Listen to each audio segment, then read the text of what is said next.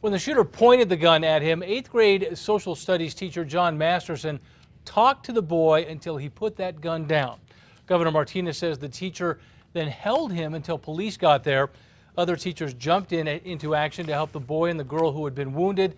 The Roswell superintendent says teachers and the rest of the staff knew exactly what to do because they had taken active shooter training. The Chavez County Sheriff says it met resistance at first, but everyone eventually wanted to do it. Yesterday, he says it proved crucial.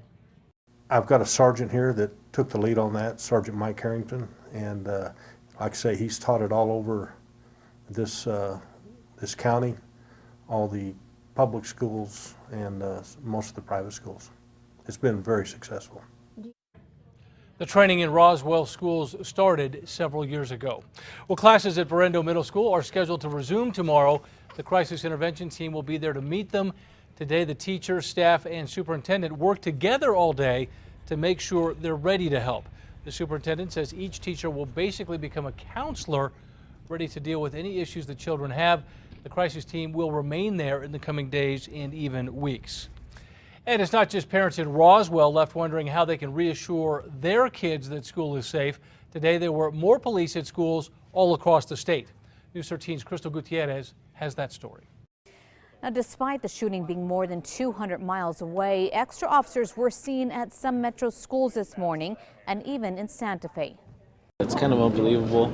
I was pretty shocked, like, how could this happen? You never expect it to come from a small community and the kids all know each other. But it did, leaving Roswell parents stunned. Last night, parents across the state tried to reassure their children school is still a safe place. This morning,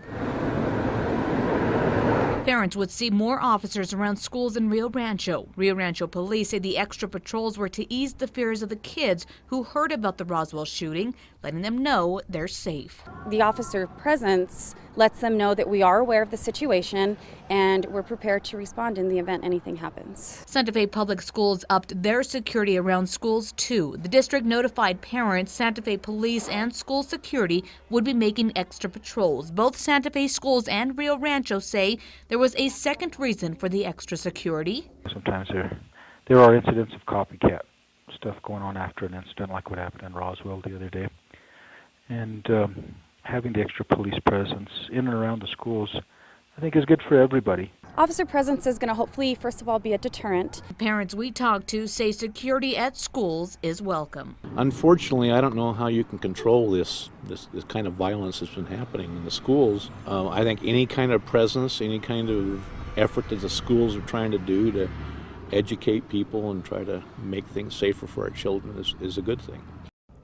An APS spokesperson tells us they did not have extra security patrols today, but noted that Albuquerque schools do have security and officers at schools every day. Crystal Gutierrez, KRQE News 13.